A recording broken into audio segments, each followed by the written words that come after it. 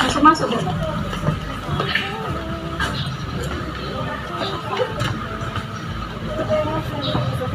Anak betul-betul berhembus.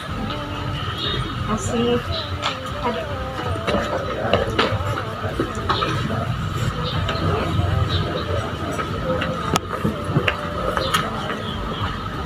langsung Pak, saya masuk ruangan.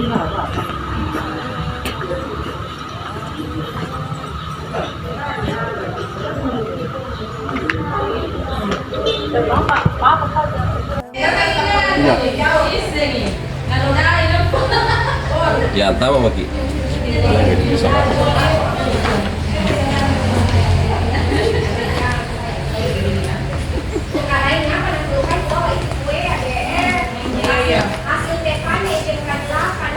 Gambar ada jam.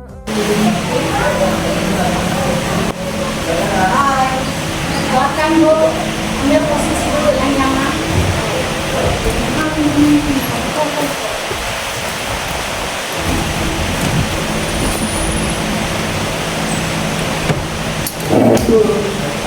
Silakan Pak, silakan.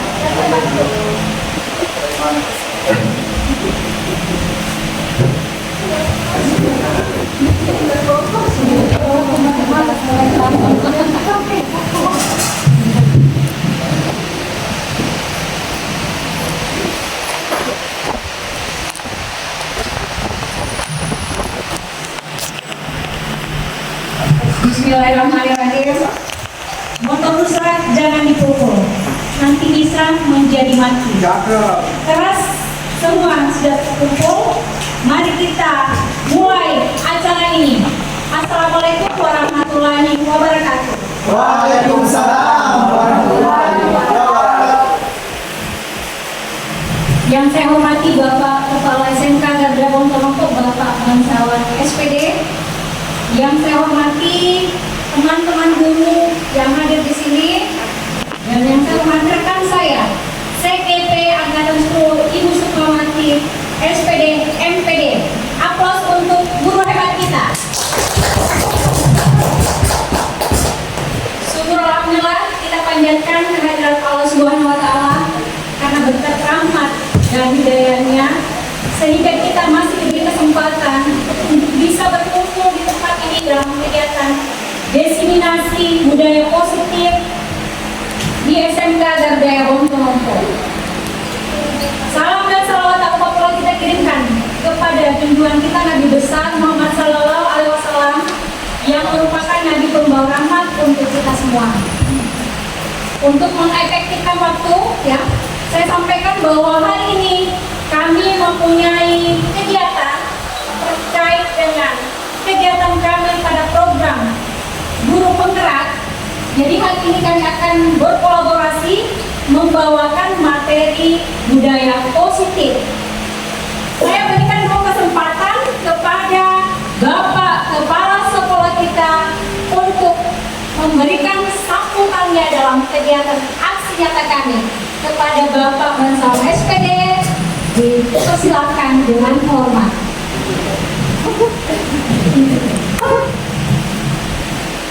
Assalamualaikum warahmatullahi wabarakatuh. Waalaikumsalam warahmatullahi wabarakatuh. Alhamdulillah pada hari Ahad Alhamdulillah dan Ramadan. Guru program yang saya banggakan yaitu Ibu Rewati SPD MN dan Ibu Sukmawati SPD MPD, yang dalam hal ini sudah sampai pada kegiatan aksi nyata dari program calon guru penggerak tingkatan ke 10. Tentunya saya sebagai kepala sekolah merasa bersyukur karena dia kita swasta, tetapi alhamdulillah mampu bersaing di dalam pelaksanaan kegiatan program nasional GPG calon guru penggerak yang tentunya akan mengantar kita dalam proses belajar mengajar dengan kurikulum merdeka yang lebih baik lagi, Dan alhamdulillah untuk tahun ini sekolah kita sudah mendaftar sebagai lembaga pendidikan yang memprogramkan kurikulum merdeka yang selama ini sampai tahun 2023-2024 kita masih menggunakan kurikulum K13 yang tentunya kurikulum merdeka ya dalam hal ini masih merupakan program pertama kita yang saya berharap Bapak dan Ibu guru bisa mempelajari dan mendalami betul-betul bagaimana pengaplikasian kurikulum merdeka. Dan alhamdulillah untuk semester ini kita laksanakan sosialisasi implementasi kurikulum merdeka yang tentunya merupakan bahan bagi kita untuk bisa melangkah di dalam proses belajar mengajar 2024-2025 kelas 10. Jadi untuk kelas 11 dan 12 tetap kita lanjutkan K13 dan untuk kelas 10 alhamdulillah insyaallah ya keputusan dari pemerintah dan ini kita sudah mendaftar secara online dan kita tinggal menunggu SK yang mudah-mudahan SK itu juga SK di dalam penggunaan kurikulum merdeka. Ini sangat membantu kita dan insya Allah untuk angkatan ke-11 ada lagi guru kita satu orang yaitu Ibu Suhaida SPD MHP yang akan menyusul dua orang guru kita yang sangat kita harapkan untuk bisa bergerak dan menggerakkan SMK. Saya merasa berterima kasih kepada ibu tiga orang ini calon guru penggerak dan saya berharap lagi dan lain silakan menyusul, silakan berkolaborasi dan berusaha semaksimal mungkin karena CPG ini tentunya salah satu syarat untuk bisa memegang kepemimpinan ke depan. Jadi calon guru penggerak atau guru penggerak bisa menggerakkan, dengan kata bisa menggerakkan maka tentunya bisa menjadi persyaratan untuk bisa memimpin satu lembaga. Jadi itu yang kita harapkan semua dan saya sebagai pelaksana atau sebagai kepala sekolah sekali lagi saya mengucapkan terima kasih atas usaha besarnya ini sehingga bisa dikatakan dulu sebagai calon guru penggerak dan mudah-mudahan program-program ke depan dari calon guru penggerak bisa dilaksanakan dengan baik dan berhasil dengan sukses dan tentunya dapat dipertanggungjawabkan. Saya kira itu sebagai pengantar dan saya ucapkan wabillahi taufiq wal hidayah. Assalamualaikum warahmatullahi wabarakatuh. Terima kasih Pak atas sambutannya. Pertama yang mesti kita perhatikan, misalnya dulu latar belakang pentingnya budaya positif. Di mana budaya positif di sekolah sangatlah penting untuk mengembangkan peserta didik yang memiliki karakter kuat dan berakhlak sesuai dengan profil pelajar Pancasila. Seperti yang diputuskan sebagai pedoman untuk pendidikan di Indonesia. Jadi yang harus kita perhatikan adalah bahwasanya sangat pentingnya budaya positif kita terapkan dalam pembelajaran di sekolah. Mengapa? Karena ini kita akan jadikan bentukan karakter. Jadi melalui pembiasaan baik kepada siswa-siswa kita diharapkan budaya positif ini menjadi karakter dalam diri siswa.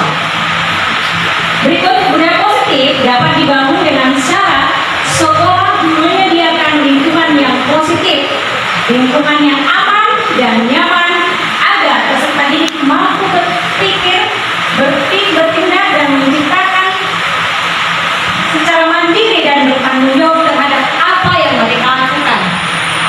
Jadi hal-hal yang mendasari atau syarat untuk sekolah menerapkan budaya positif adalah perlu menyediakan lingkungan yang aman dan nyaman bagi peserta didik kita dalam belajar. Salah satu strategi yang perlu ditinjau ulang adalah penerapan disiplin yang selama ini dijalankan di sekolah. Jadi kita bisa bertanya ke diri kita, kira-kira apakah budaya positif ini sudah diterapkan atau tidak? Tentu saja sudah, tetapi belum secara menyeluruh. Hal inilah yang harus kita rubah. Bagaimana caranya supaya budaya positif ini bisa berlaku secara menyeluruh di sekolah kita. Kembali, kesadaran akan penerapan disiplin guru berdasarkan motivasi internal. Jadi ini yang terkadang membuat budaya positif ini harus didasari oleh kesadaran internal. Jadi kesadaran yang muncul dari dalam diri peserta didik itu sendiri, ataukah berdasar dari kesadaran guru-guru kita. Kenapa kalau budaya positif ini muncul karena adanya dorongan dari luar? Ini mungkin saja bisa diterapkan, namun waktu atau jangka waktu tidak lama untuk penerapannya. Mengapa? Karena hanya merasa takut akan suatu aturan. Berikutnya, di mana pembiasaan positif ini diterapkan bukan disiplin positif, namun masih menganut sistem penghargaan dan hukuman. Jadi mereka berdisiplin karena adanya hukuman ataukah menginginkan penghargaan. Jadi inilah yang harus kita rubah. Disiplin dari eksternal menjadi disiplin internal. Sangat penting untuk melaksanakan ini, untuk menciptakan kesadaran dalam diri peserta didik itu sendiri. Next Bu Sukma. Oke, seorang guru memiliki peran untuk membangun atau mewujudkan budaya positif di sekolah. Kenapa dikatakan guru? Karena guru yang menuntut siswa untuk bisa menjadi apa yang kita inginkan. Jadi peran guru di sekolah itu ibaratnya seorang petani. Petani di mana dia bagaimana caranya memelihara tanamannya sehingga bisa menjadi subur.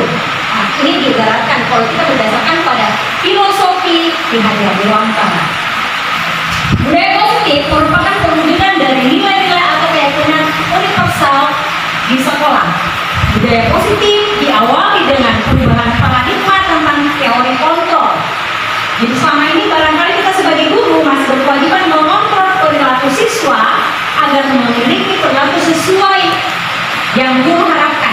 Jadi kontrol guru sangat diharapkan dalam penerapan budaya positif di sekolah.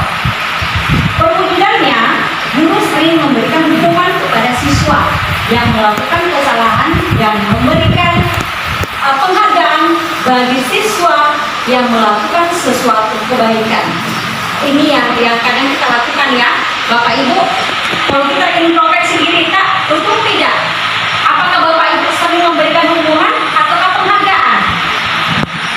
Nah, sekarang kalau saya tanya, ya, saya bertanya, pernah tidak Bapak Ibu memberikan hukuman? Pernah tidak? Pernah ya? Oke, pernah. Karena adanya satu kesalahan. Sekarang dalam menciptakan budaya positif ini, hukuman itu sebisa mungkin dihindari. Tidak boleh lagi memberikan hukuman. Inilah nantinya akan berlanjut di tahapan segitiga restitusi. Oke? Kita lanjut, ya. Kita selanjut ke disiplin positif. Disiplin positif. Disiplin banyak orang yang memaknai sebagai sesuatu yang dilakukan seseorang pada orang lain untuk mendapatkan kepatuhan dan memiliki kecenderungan ketidaknyamanan serta sering dihubungkan dengan tata tertib yang berkaitan dengan sanksi dan hukuman bagi yang melanggar. Jadi disiplin positif di sini terkait dengan sanksi atau hukuman yang diberikan kepada yang melanggar. Kalau kita berdasarkan pada filosofi Hajar Dewantara, menyatakan bahwa untuk mewujudkan murid yang merdeka, murid harus memiliki disiplin yang kuat yang berasal dari dirinya ataupun berasal dari luar diri.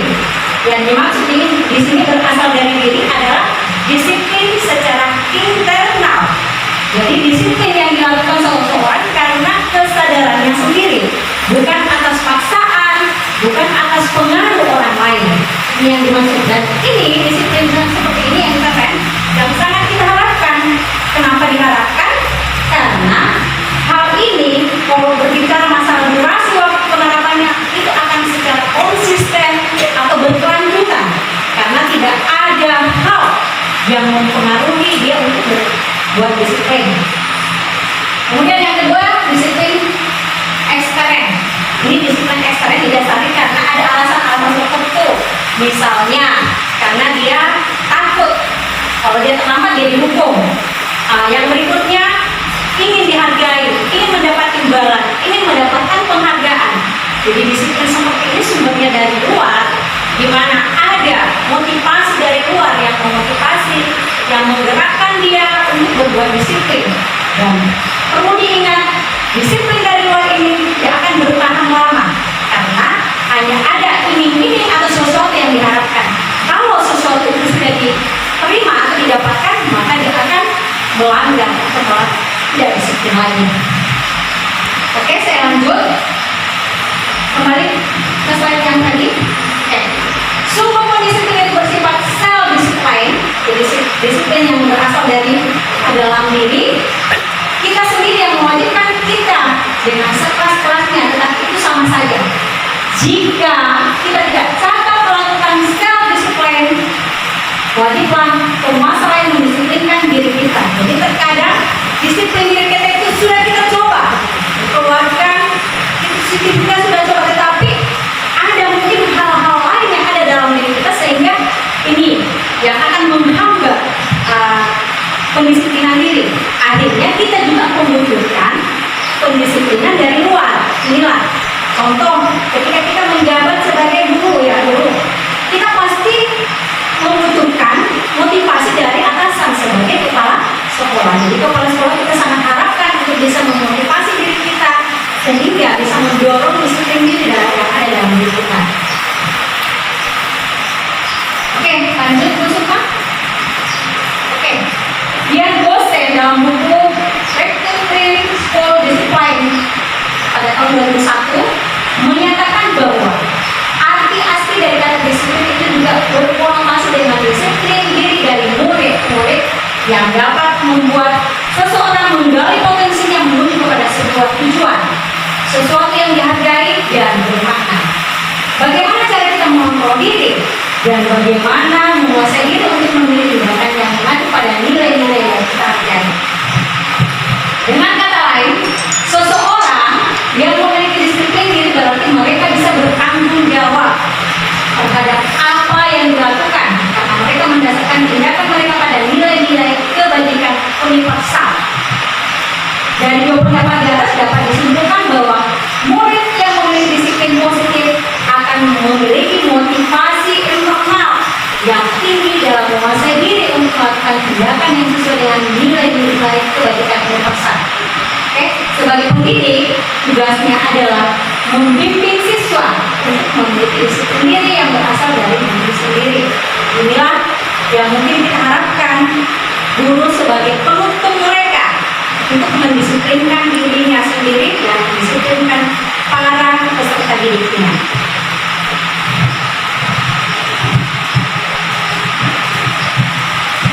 Berikutnya, ya kita masuk pada motivasi perilaku manusia.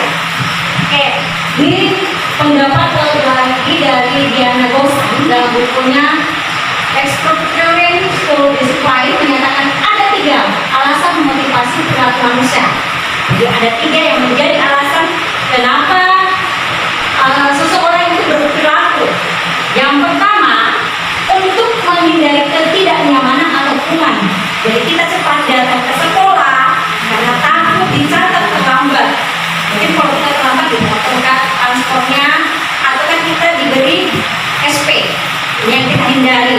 Ya, jadi dia disiplin karena ada sesuatu hal yang menurutnya tidak nyaman untuk dilakukan. Kedua, untuk mendapatkan imbalan atau penghargaan dari orang lain. Istilahnya mau dikata, jadi berdisiplin, ya, karena ingin dipuji bahwa si cepatnya datang, rajin kantongi. Ini yang seperti ini sebenarnya tidak kita harapkan. Bukan pengaruh, bukan motivasi ini yang kita harapkan dari disiplin. Kemudian yang ketiga, untuk menjadi orang yang mereka inginkan dan menghargai diri sendiri dengan nilai-nilai yang mereka percaya. Dari ketiga motivasi ini, motivasi yang ketiga lah yang kita harapkan. Jadi disiplin itu muncul dari dalam diri kita, ya, sebagai bentuk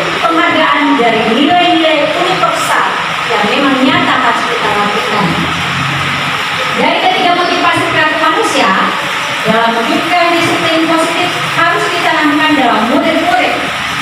Dalam motivasi nomor 3 yang saya sampaikan tadi ya, bahwasanya diharapkan disiplin yang sumbernya dari dalam diri kita. Karena dengan memiliki motivasi tersebut, siswa atau peserta didik kita telah memiliki motivasi intrinsik yang berdampak jangka panjang. Jadi ini nanti memang kalau disiplin dari dalam itu akan secara terus-menerus dilakukan, ya, akan konsisten. Nah, motivasi yang tidak akan terpengaruh pada hukuman, jadi dia tidak ada diiring karena motivasi hadiah atau karena takut oleh hukuman sehingga dia berbuat baik. Gitu. Mereka akan tetap berbuat baik dan berlandaskan nilai-nilai kewajiban karena memiliki ataukah mereka ingin menjadi orang yang menjunjung tinggi nilai-nilai yang mereka pegang. Lanjut ya.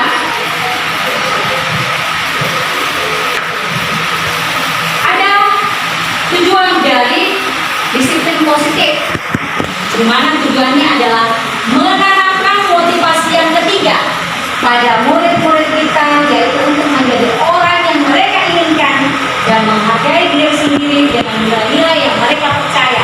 Dia percaya kalau saya berbuat baik, maka orang lain juga akan berbuat baik kepada kita, ya gitu. Ketika kita disiplin tanpa mengharapkan imbalan, maka itulah nilai-nilai kebajikan atau universal sudah kita laksanakan. Ketika murid-murid kita memiliki motivasi tersebut, mereka telah memiliki motivasi intrinsik. Nah, kemudian pertanyaannya sekarang adalah bagaimana cara kita sebagai guru untuk menanamkan disiplin positif ini kepada murid-murid kita. Jadi otomatis kalau kita bertanya bagaimana caranya kita menanamkan nilai-nilai kebajikan ini, ada yang bisa jawab? Oke, silakan. Caranya itu mencerminkan ke siswa diri kita yang benar-benar disiplin. Oke, jadi menjadi teladan, jadi menjadi contoh. Betul sekali, luar biasa. Aplaus dulu kepada. Oke, jadi cara kita, cara seorang guru untuk mendisiplinkan siswa, ya otomatis disiplinkan diri sendiri dulu, sehingga kita bisa menjadi teladan, bisa memberikan contoh sebagai bentuk pencerminan dari disiplin itu sendiri. Jadi kalau jangan berharap bahwasanya kita akan bisa mendisiplinkan orang lain sepanjang diri kita berdisiplin. Mungkin mereka akan melakukan apa yang kita inginkan, tetapi jangka waktu kembali, bukan berjangka waktu yang panjang, hanya sesaat saja. Dan bukan ini yang diharapkan. Yang diharapkan adalah sesuatu yang dilakukan secara konsisten. Ya, oke. Baik. Next, Yusuf Pak. Oke, lanjut.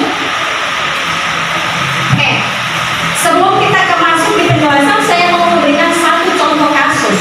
Ya, jadi ada contoh kasusnya di sini. Saya akan bacakan, coba Bapak Ibu simak kasusnya. Sabrina hari itu bangun terlambat dan terburu-buru sampai di sekolah. Dia pun akhirnya sampai di gerbang sekolah, tapi baru menyadari kalau tidak menggunakan sepatu hitam seperti yang tertera di peraturan sekolah. Di depan pintu kelas, Bapak Umpan memperhatikan sepatu Sabrina yang berwarna coklat. Sabrina berusaha menjelaskan bahwa dia terburu-buru dan salah menggunakan sepatu. Pak Umam menanyakan Sabrina, apa peraturan sekolah tentang seragam sepatu warna sepatu? Sabrina menjawab, sudah mengetahui sepatu harus berwarna hitam. Namun karena terburu-buru, akhirnya salah menggunakan sepatu. Selain tidak mungkin kembali pulang karena rumahnya jauh sekali, Pak Lukman tetap bersikeras pada peraturan yang berlaku dan mengatakan, ya sudah, kamu sudah melanggar peraturan sekolah. Kamu salah, sudah terlambat, salah pula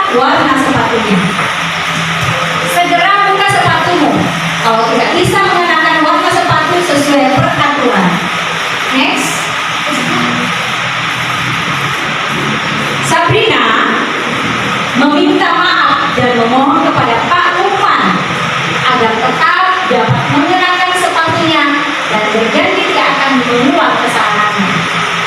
Namun, Pak Lukman tidak mau tahu. Tidak, kamu telah melanggar peraturan sekolah. Kalau tidak sanggup ambil sepatu di rumah atau diantarkan sepatu ke sekolah, ya sudah, kamu tidak bersepatu saja seharian di sekolah. Sekarang copot sepatumu dan silahkan belajar tanpa sepatu seharian. Sabrina pun dengan berat hati mencopot sepatunya dan memberikannya kepada Pak Lukman. Seharian dia tidak berani berkeliling sekolah karena malu, dan lebih banyak berdiam diri di kelas tanpa alas sepatu. Oke, dari cerita ini, dari kasus ini ya, kita coba mengintrospeksi diri kita ya, di mana posisi atau posisi apakah yang diambil oleh Pak Lukman. Jadi berdasarkan cerita ini, kira-kira Pak Lukman di posisi mana? Coba kita buka semua posisi kontrol. Kembali sebelum. Oke, oke. Jadi berdasarkan kasus tadi ya, kita coba lihat di mana kira-kira letak posisi kontrolnya Pak Lukman. Ada penghukum, ada pembuat rasa bersalah, ada sebagai teman, ada pemantau, dan ada sebagai manajer. Ada yang bisa memberikan tanggapan? Oke, silakan.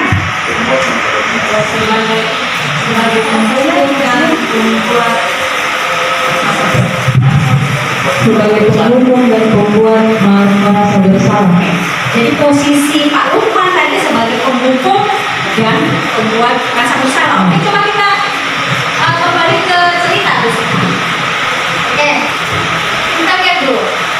Kalau berdasarkan asumsinya itu bahwasanya Pak Lukman di sini adalah posisinya sebagai penghukum dan pembuat rasa bersalah. Kita lihat di mana kira-kira kalimat mana yang menyatakan bahwa Pak Lukman ini posisinya sebagai penghukum ataukah pembuat rasa bersalah. Kita lihat ya. Pak Lukman tetap bersikeras. Jadi di sini Pak Lukman melakukan tindakan Sabrina itu harus copot sepatunya. Jadi dia menghukum Sabrina dengan cara melepas sepatu. Mengapa disuruh lepas sepatunya? Karena karena dianggap melanggar peraturan. Seharusnya sepatu itu berwarna hitam sesuai kesepakatan, tetapi dia melanggar.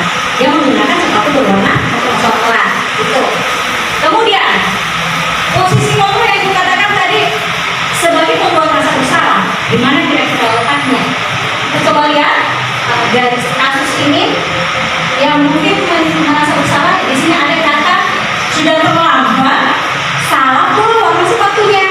Ya, jadi Pak Lukman mengatakan kepada Sabrina, kamu tuh sudah terlambat, salah pula warna sepatunya. Jadi dua kesalahan yang dilakukan sekaligus oleh Sabrina dalam kasus ini. Oke, ada lagi yang lain yang mungkin bisa memberikan asumsi yang berbeda. Kira-kira posisinya Pak Lukman ini sebagai apa? Jadi sudah. Oke, silakan. Terima kasih. Kalau di sini Pak Lukman memberikan hukuman seperti itu kepada Sabrina, alasannya agar semua siswa menaati peraturan yang berlaku di sekolah, dan Sabrina ini diberi hukuman sebagai contoh supaya tidak ada lagi yang melanggar atau teman-teman yang lain tidak mencontohi kesalahan dari Sabrina. Terima kasih. Terima kasih. Aplaus untuk Bu Ina. Oke, jadi kembali Bu Ina juga berargumen bahwasanya Pak Lukman juga sebagai penghukum. Tetapi dasarnya Pak Lukman memberikan hukuman, kalau kita kategorikan sebagai hukuman, adalah sebagai bentuk pencerminan atau gambaran kepada anak-anak yang lain, sebagai bentuk pembelajaran bahwasanya kalau kita terlambat ada sanksi. Apalagi kalau menggunakan seragam yang tidak kita sepakati. Jadi awalnya kan harus menggunakan sepatu hitam, tapi menggunakan sepatu coklat. Inilah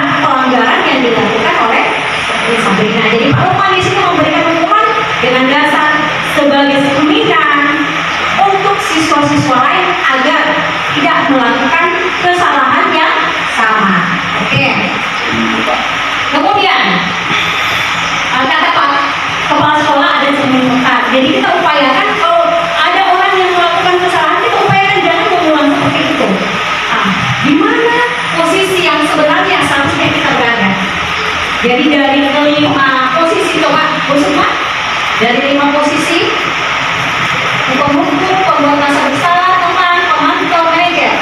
Kalau Pak Lukman sebagai pemantau, di situ juga bisa diposisikan ini. Kenapa? Dia memantau betul keadaan sekolah. Siapa yang datang terlambat, siapa yang seragamnya salah, siapa yang melanggar sepatu dengan warna berbeda, menggunakan sepatu yang warnanya beda dengan kesepakatan. Ini posisi Pak Lukman juga bisa kita kategorikan sebagai pemantau. Jadi walaupun Sabrina itu sudah memberikan berbagai alasan, tetapi Pak Lukman tidak menerima alasan-alasan tersebut. Oke, berdasarkan posisi kontrol restitusi, maka sebaiknya atau selayaknya kita sebagai seorang guru itu memposisikan diri kita sebagai seorang manajer. Kenapa harus menjadi seorang manajer? Karena pada posisi manajer itu seorang guru harus mencari tahu penyebab. Jadi cari tahu dulu akar masalahnya kenapa. Jadi kita harus tanya dulu, karena yang pastinya seorang anak melakukan kesalahan itu pasti ada alasan. Kita harus tanyakan dulu apa alasannya, nak? Kenapa kita terlambat? Kenapa tidak menggunakan sepatu hitam? Ditanyakan dulu. Setelah anak-anak mengeluarkan alasan-alasannya, barulah kita menyampaikan kepada si anak bahwasanya yang namanya kita seorang manusia itu tidak ada yang sempurna. Pasti semuanya pernah melakukan satu kesalahan, dan bukan si Sabrina ini yang satu-satunya yang melakukan kesalahan. Ada berbagai kesalahan mungkin yang pernah dilakukan oleh temannya. Nah, disinilah posisi kontrol kita sebagai manajer mencari solusi. Kira-kira gimana nantinya Sabrina kalau hari ini melakukan pelanggaran, besok jangan lagi. Karena disampaikan ke Sabrina tadi sebagai Pak Lukman bahwasanya kesepakatan kelas kita, keyakinan sekolah kita menggunakan sepatu kita. Kalau dilanggar berarti ada konsekuensi yang harus diterima. Ini yang harus kita posisikan diri kita sebagai seorang manajer. Jadi bukan mencari kesalahan, tetapi kita harus menjadi pembuka jalan untuk mencari solusi atas permasalahan-permasalahan yang dihadapi oleh siswa. Mungkin kasus yang dialami oleh Sabrina ini, yang dihadapi oleh Pak Lukman ini sebenarnya pernah kita alami. Ya, kita pernah semua alami itu. Ada siswa yang datang terlambat, kita mungkin marahi, ya. Ada siswa yang keluar masuk kelas, kita mungkin marahi. Padahal disinilah posisi kita sebagai guru harus bertanya dulu, harus apalagi kita mencari tahu penyebabnya, ya, mencari tahu penyebabnya. Kenapa? Karena sekarang pendidikan atau pengajaran yang kita berikan adalah harus berpihak pada murid. Ya, jadi kita harus menuntut murid untuk berbuat baik.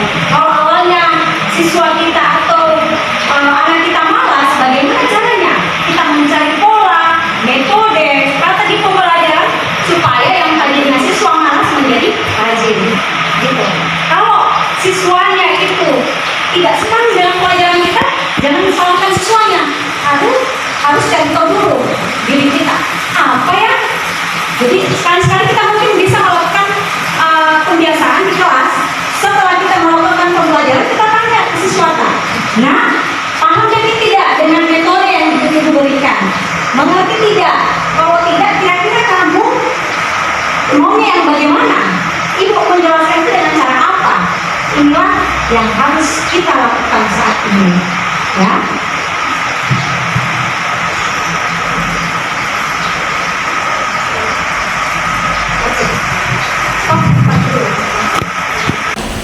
Baik, saya langsung masuk ke tujuan aksi nyata. Adapun tujuan dari aksi nyata yang kami lakukan di sini adalah yang pertama adalah membentuk keyakinan kelas. Kemudian yang kedua adalah terbentuknya karakter disiplin yang kuat. Disiplin yang kuat di sini adalah disiplin yang muncul karena motivasi dari intern siswa kita. Kemudian yang ketiga, menumbuhkan dan menguatkan karakter positif melalui pembiasaan positif. Jadi banyak hal baik yang mungkin akan kita lakukan di sini. Seperti siswa dibiasakan untuk menyapa gurunya, menyapa temannya ketika bertemu. Sama menyapa siswa, menyapa sesama guru, lebih-lebih menyapa atau menegur kepala sekolah. Berikutnya menumbuh kembangkan karakter profil pelajar Pancasila, yaitu pelajar sepanjang hayat yang memiliki kompetensi global dan berlaku sesuai dengan nilai-nilai Pancasila. Kemudian yang terakhir adalah menumbuhkan nilai-nilai kebajikan. Next,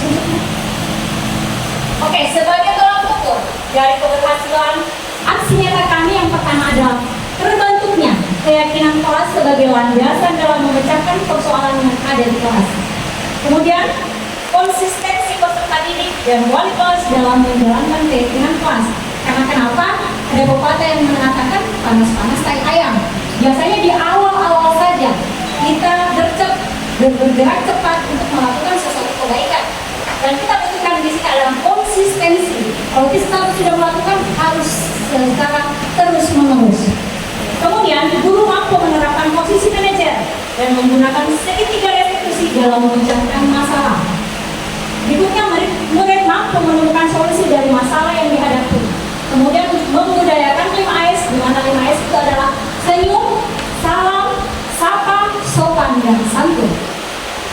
Yang terakhir adalah tumbuhnya nilai-nilai kebajikan pada diri murid. Next.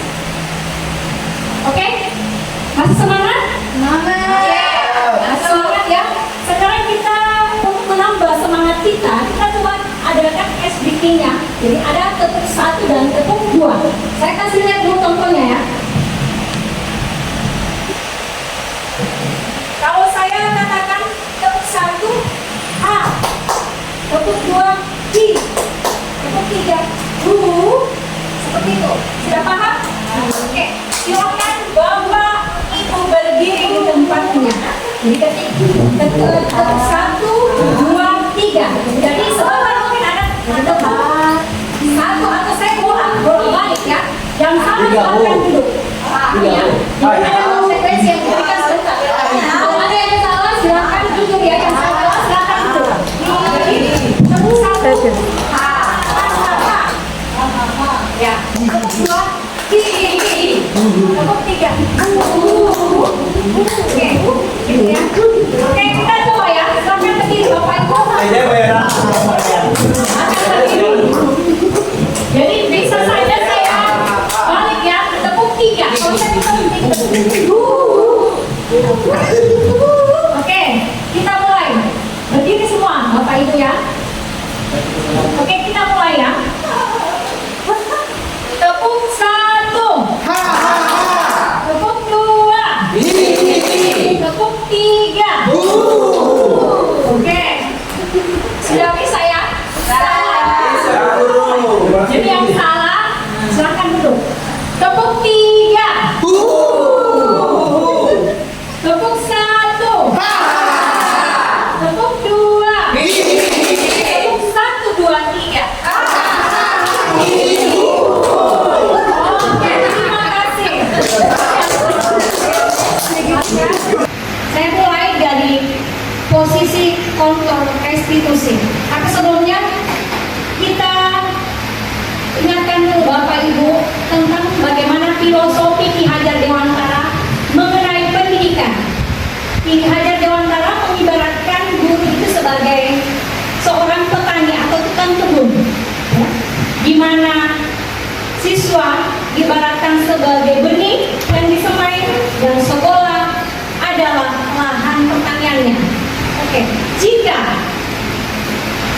benih yang ditanam itu kurang berkualitas, tetapi karena Pak petaninya dengan tekun, dengan telaten merawat biji yang ditanam, kemudian dialiri, diberi sinar matahari, maka secara otomatis benih yang ditanam itu akan tumbuh subur. Demikian dengan siswa kita.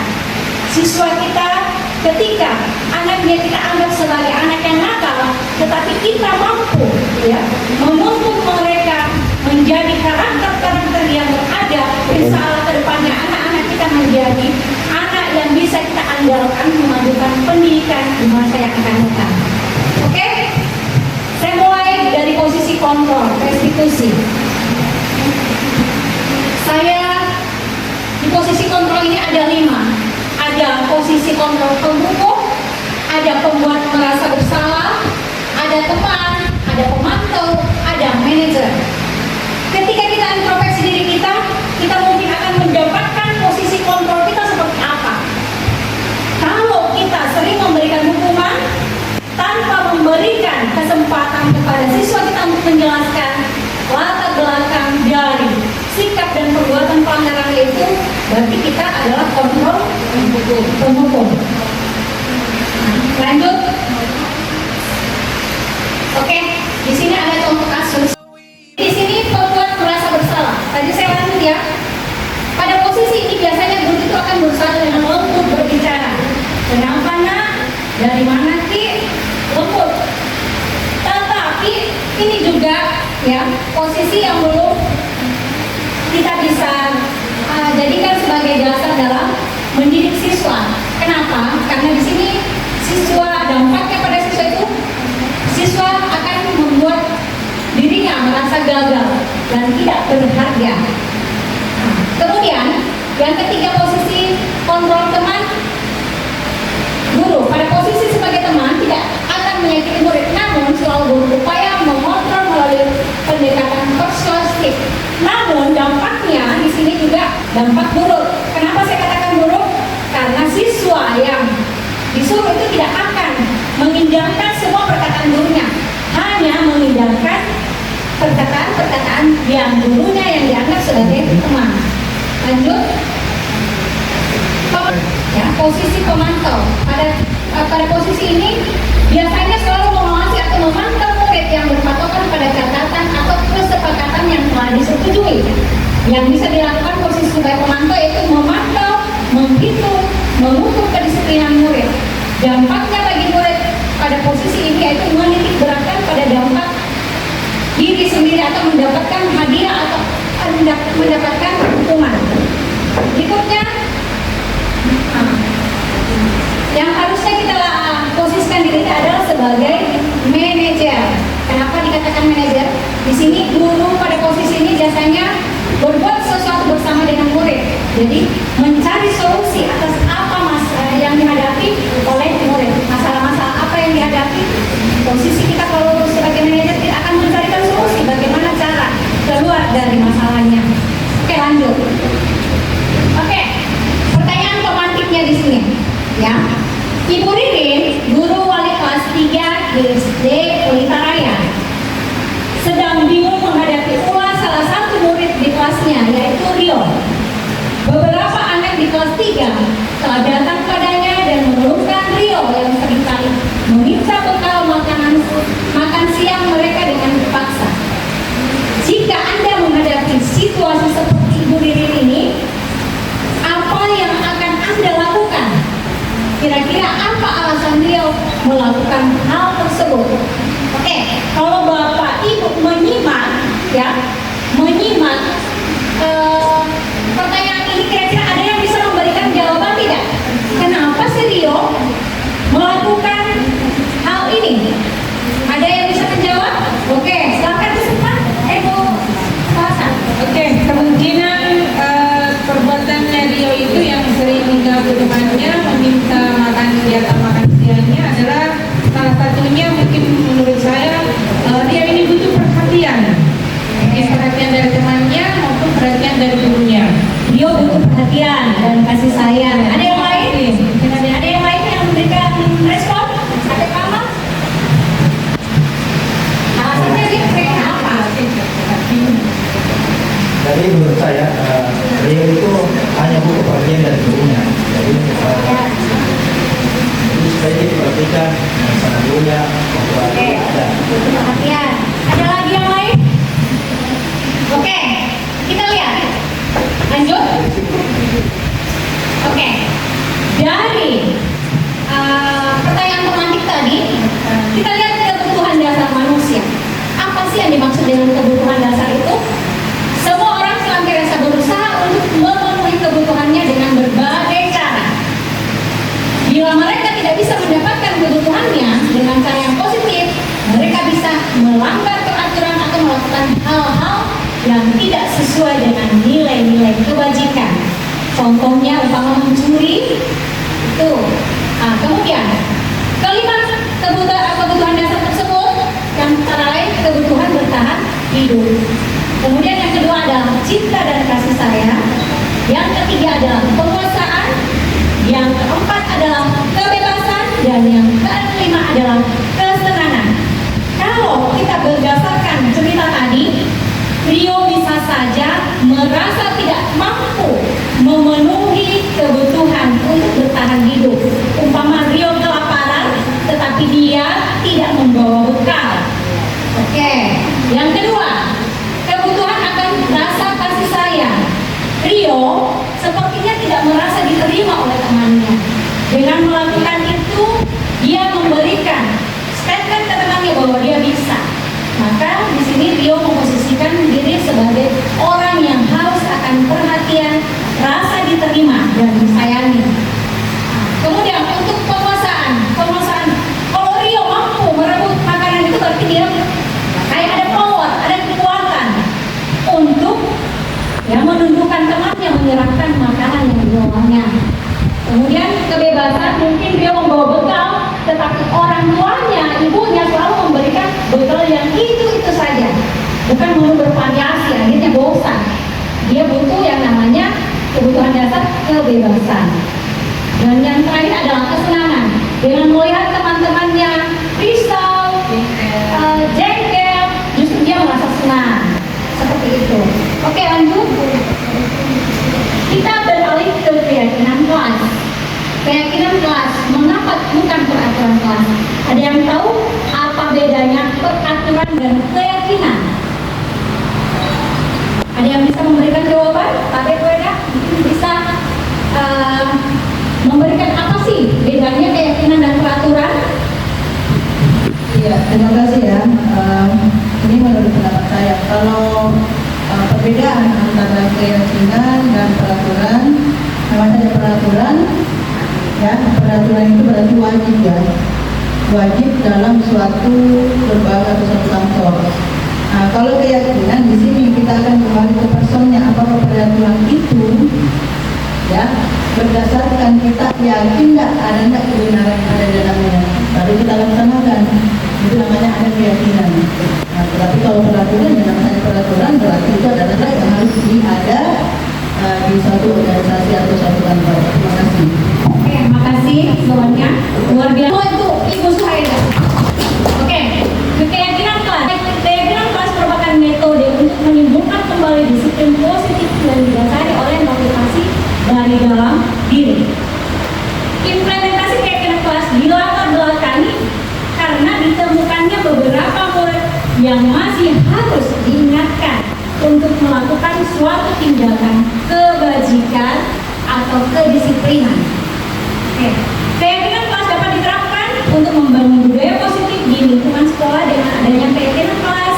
Di setiap kelas diharapkan mampu mewujudkan tujuan dari pendidikan. Oke, terkait tadi, mengapa keyakinan kelas bukan peraturan kelas? Yang membedakan antara keyakinan kelas dengan peraturan kelas adalah kalau keyakinan kelas itu dasarnya atau dibuatnya secara bersama-sama atas kesepakatan guru dengan siswa. Jadi ramuan bersama dan itu yang diyakini dan itu yang disepakati bersama. Kalau peraturan hanya terkadang muncul dari satu pihak saja tanpa meminta persetujuan dari pihak yang lain. Seperti itu. Oke, lanjut Bu Sukma.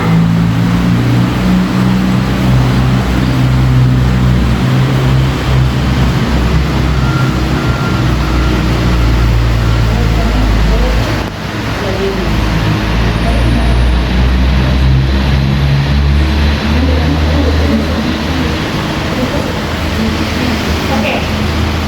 Kita masuk ke segitiga restitusi. Restitusi memberikan kesempatan kepada murid untuk disiplin positif, memulihkan diri dari kesalahan sehingga memiliki tujuan yang jelas. Penekanannya pada cara mereka menghargai nilai-nilai kebaikan yang diyakini, bukan berperilaku untuk menyenangkan orang lain. Restitusi membantu murid untuk jujur pada dirinya sendiri dan mengevaluasi dampak dari kesalahan yang dilakukan. restitusi memberikan penawaran, bukan paksaan. Oke? Lanjut. Tahapan segitiga restitusi ada 3 tahap. Yang pertama adalah validasi tindakan yang salah. Yang mana yang dimaksud dengan validasi tindakan yang salah? Contoh, kamu pasti punya alasan mengapa melakukan, termasuk tadi kasusnya Rio. Pasti ada alasan Rio sehingga berbuat demikian. Kemudian, adakah cara efektif untuk mendapatkan apa yang diinginkan Rio? Caranya dengan meminta secara baik-baik. Itu yang namanya validasi tindakan yang salah. Jadi kita tidak boleh langsung menyalahkan, kamu memang salah, kamu harusnya seperti ini, tidak. Tetapi kita harus cari tahu dulu apa sih sebenarnya alasannya. Berikutnya, menstabilkan identitas. Di sini setiap orang pasti pernah melakukan kesalahan. Jadi kita panggil baik-baik. Kemudian kita sampaikan bahwa yang namanya manusia itu tidak ada yang sempurna. Terkadang kita tanpa sadar melakukan satu kesalahan. Salah satu kesalahan yang dibuat Rio adalah merampas makanan yang dibawa temannya. Kemudian kamu bukan satu-satunya yang pernah melakukan kesalahan. Banyak orang, jadi sehingga dia merasa, oh ternyata bukan saya saja yang pernah berbuat salah. Lanjut, menanyakan keyakinan. Jadi keyakinan di sini, keyakinan kelas apa yang telah disepakati? Termasuk tadi baru keyakinan kelas bersama. Sebelum kita mulai pelajaran di semester yang akan datang, buat dulu kesepakatan kelas. Seumpama kesepakatan kelasnya atau keyakinan kelasnya yang disetujui harus datang tepat waktu, harus berpakaian rapi, harus menghargai teman, menghargai guru. Itu contoh kesepakatan atau keyakinan kelas. Lanjut. Oke, di sini ada kasus. Coba kita lihat dulu pion.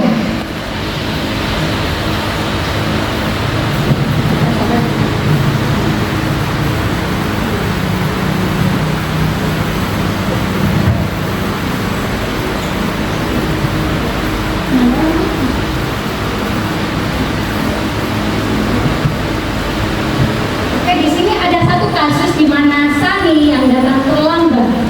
Jadi dia datang terlambat. Dia sudah mencoba berlari secepat mungkin untuk sampai di kelasnya. Oke.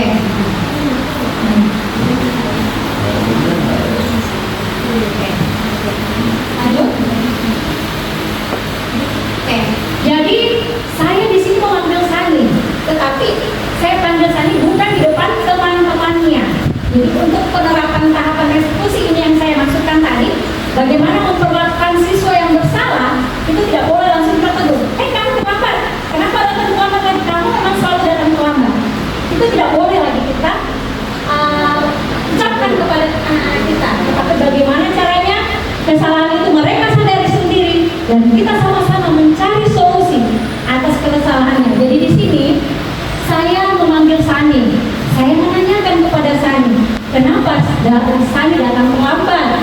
Sani akan memberikan jawabannya, ya. Kemudian saya menyampaikan validasi validasi kesalahan di situ, ya. Mengatakan kepada Sani bahwasanya Sani bukan Sani, saya panggil ke sini, ya. Apa yang Sani lakukan sudah tahu belum? Sani pasti mengatakan, Bu, saya datang terlambat. Oke, saya harus menyampaikan bahwa saya di sini bukan untuk mencari siapa yang salah, tetapi posisi saya adalah mencari solusi atas masalah yang dihadapi Sani. Kemudian kita sama-sama menanyakan keyakinan kelas apa yang dilanggar. Bu, saya melanggar datang tepat waktu. Kira-kira Sani boleh bisa tidak memperbaiki itu? Bisa. Kapan bisa diperbaiki? Mulai besok, Bu, saya akan cepat bangun. Inilah langkah-langkah restitusi yang akan kita terapkan kepada anak-anak kita nantinya, sehingga tidak ada lagi yang namanya hukuman, ya. Tetapi bagaimana caranya kita menuntun siswa untuk menjadi karakter-karakter yang punya karakter profil pelajar Pancasila. Dilanjut. Jadi dari pemaparan tadi, mulai dari rekan saya, ya, yang jadi kesimpulan bahwa budaya positif di sekolah berperan penting dalam menciptakan lingkungan belajar yang mendukung perkembangan siswa dan guru. Lingkungan yang positif dapat meningkatkan motivasi, keterlibatan, dan dan hasil belajar siswa, membangun budaya positif, memerlukan kolaborasi antara kepala sekolah, guru, orang tua siswa, bahkan siswa itu sendiri dan masyarakat.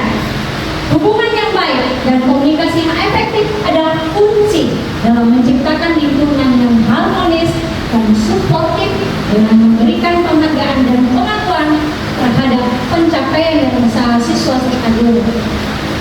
Penghargaan tidak selalu harus berbentuk materi, tetapi bisa berupa pujian, sertifikat, atau pengakuan publik sehingga nilai-nilai seperti kejujuran, tanggung jawab, kerja keras, dan kerjasama harus diterapkan dalam setiap aspek kehidupan di sekolah. Nilai ini dibentuk untuk membentuk karakter siswa dan menciptakan iklim sekolah yang kondusif untuk pembelajaran yang aman dan nyaman di masa yang akan datang. Mungkin ini yang bisa saya paparkan hari ini. Semoga bermanfaat bagi Bapak dan Ibu yang ada di sini. Terima atas atensinya dalam kegiatan kami. Mohon maaf atas segala kekurangan.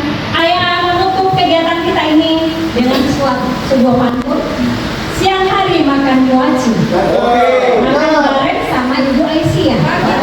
Cukup sekian acara hari ini. Supaya saya ucapkan banyak terima kasih.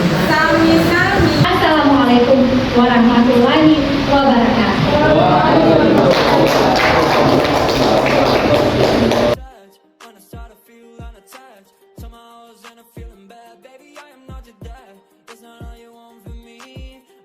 Hari ini kita akan membahas tentang keyakinan kelas kita.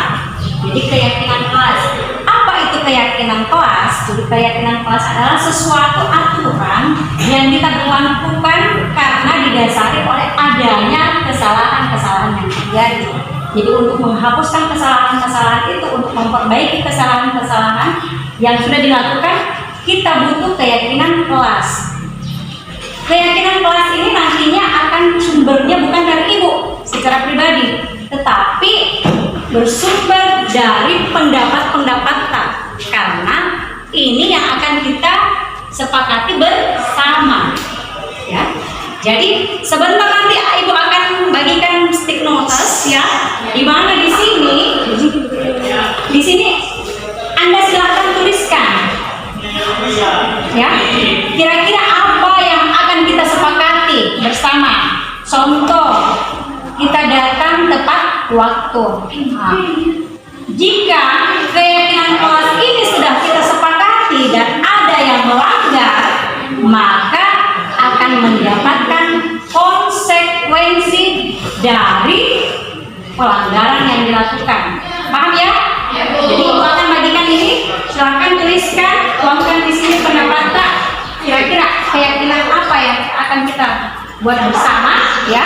Ke belakang ya, dibagikan. Silakan isi ya nak. Tulis pakai. Ini. Silakan dituliskan.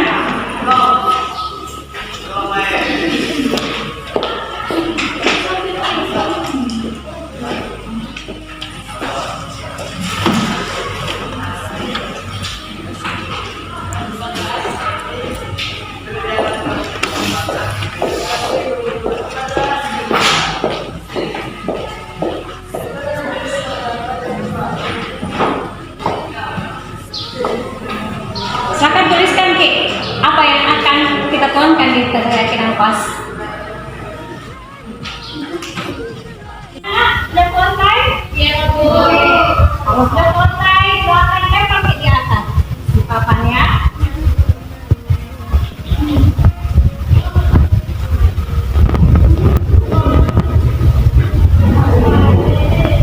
Kembali ya, kita tempel akan kembali.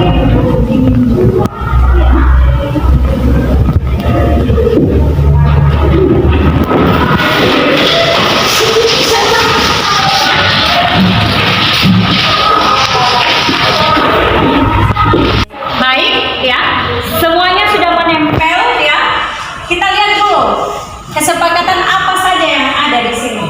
Ya, berdasarkan pendapatan. Oke, ada di sini harus disiplin. Kita sepakat harus disiplin? Sepakat. Oke, sepakat. Nah, berikutnya harus rapi. Berarti kita harus berpakaian rapi. Nah, kemudian ada lagi di sini harus menjaga kesopanan. Ya, kita sepakat? Oke. Sepakat? Sepakat. Jadi keyakinan-keyakinan kelas inilah yang akan kita laksanakan bersama. Dan ingat, bila ada yang melanggar, berarti akan ada konsekuensi yang akan diterima. Paham ya? Paham. Oke, paham. Baik.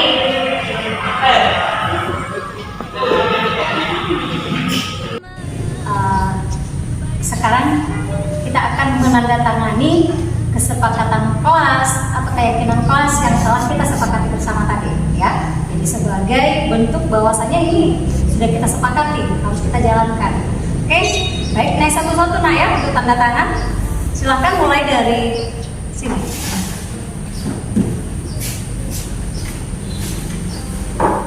Tanda tangan ya, nak.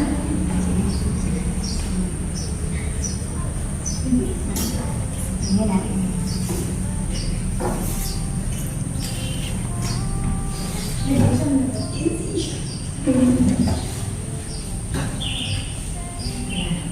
Ya, senama.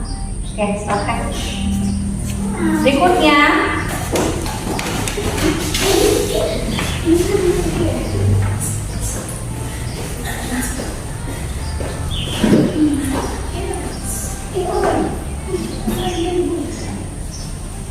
sudah ditahu ya keyakinan kelas apa? Oke, silakan. Asmita Ismail.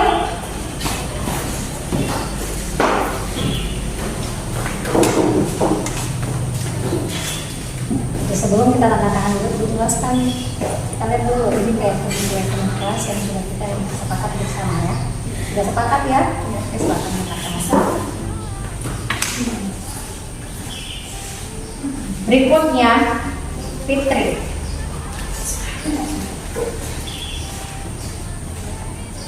Jadi dulu nak, sebelum menjelaskan ada beberapa keyakinan kelas yang kita sepakati ya. Jadi kalau kadang-kadang berarti kita sudah setuju. Silakan. Ya.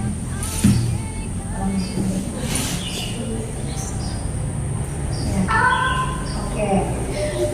Lanjut. Ismo. Ya.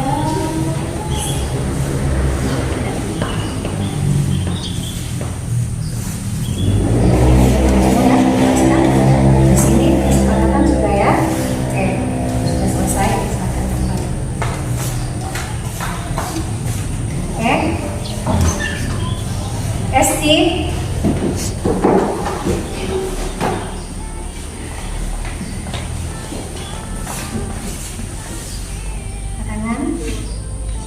Ya.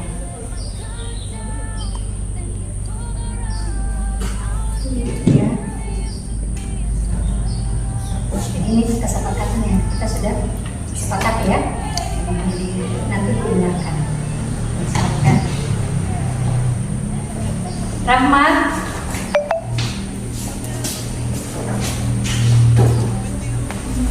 Sebelum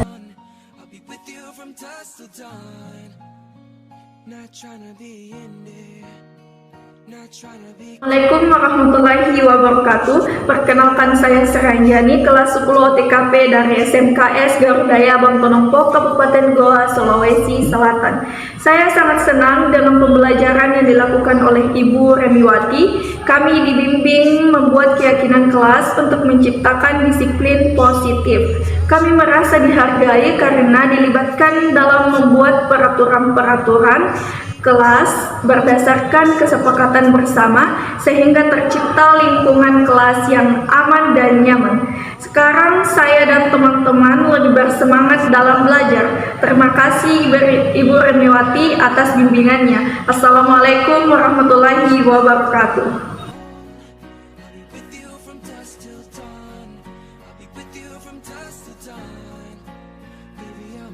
Assalamualaikum warahmatullahi wabarakatuh. Saya Mutfainnah, guru Bahasa Indonesia di SMK Garudaya Bontonompo, Kabupaten Goa. Saya merasa sangat terinspirasi dengan aksi nyata yang diseminasi budaya positif yang telah dilakukan oleh Ibu Remiwati, calon guru penggerak Angkatan 10. Dalam aksi nyatanya, Ibu Remi tidak hanya berbicara tentang nilai-nilai seperti kerjasama dan kejujuran, tetapi benar-benar menunjukkan dengan tindakan betapa pentingnya nilai-nilai ini dalam kehidupan sehari-hari. Di lingkungan sekolah, saya sangat menghargai dedikasi Ibu Remi dalam mengorganisir kegiatan kolaboratif antara siswa dan memfasilitasi diskusi yang membangun pemahaman dan penghargaan terhadap perbedaan. Inisiatif mereka telah menciptakan lingkungan bagi kita semua, dan saya bangga bisa menjadi bagian dari tim yang berkomitmen dalam membangun komunitas seperti yang kuat dan positif seperti ini. Semangat dan terus maju Ibu Remiwati, semoga bisa menjadi bagian dari agen perubahan. Wabillahi taufiq wal hidayah. Assalamualaikum warahmatullahi wabarakatuh.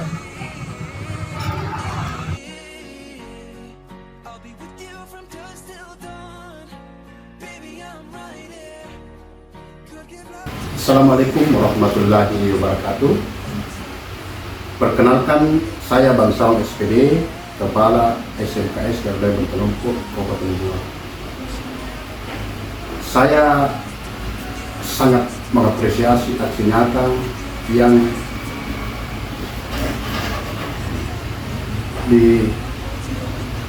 diseminasi budaya positif yang dilakukan Ibu Remiwati, calon guru penggerak Angkatan 10 di sekolah kami. Aksi nyata ini bertujuan untuk menyebarkan budaya positif. Ibu Remi dan Ibu Sukmawati hanya mengajarkan nilai-nilai seperti kerjasama, kejujuran, dan penghargaan terhadap perbedaan, tetapi juga bertindak sebagai agen perubahan yang nyata di antara siswa, guru, dan staf. Para guru penggerak telah merancang dan melaksanakan berbagai kegiatan yang secara langsung mempromosikan budaya positif di sekolah ini. Misalnya, mereka mengadakan program kerjasama antar kelas yang melibatkan siswa dari berbagai tingkatan untuk bekerja sama dalam proyek-proyek belajar dan sosial. Mereka juga memfasilitasi diskusi dan kegiatan yang mendorong kejujuran, saling mengerti antar siswa, menciptakan lingkungan yang aman dan mendukung untuk semua. Lebih dari sekedar mengajar, di dalam kelas, Ibu Remiwati dan Ibu Sukmawati sebagai guru penggerak juga menjadi teladan yang hidup bagi siswa. Mereka konsisten menunjukkan integritas dalam tindakan sehari-hari mereka dan memberikan perhatian penuh kepada kebutuhan dan perkembangan setiap siswa. Inisiatif mereka tidak hanya membangun komunitas yang kuat di sekolah, tetapi juga membentuk karakter dan nilai-nilai moral siswa secara positif. Kami sangat bersyukur memiliki guru penggerak Remiwati SPD dan Ibu Sukmawati yang berdedikasi, yang tidak hanya mengajar mata pelajaran akademis, tetapi juga membentuk karakter siswa yang berintegritas dan siap menghadapi tantangan di masa depan. Sukses terus Ibu Remiwati dan Bu Sukmawati di dalam mengembangkan filosofi Ki Hajar Dewantara dengan mengedepankan kebutuhan siswa yang berpusat pada kebutuhan siswa dalam pembelajaran siswa.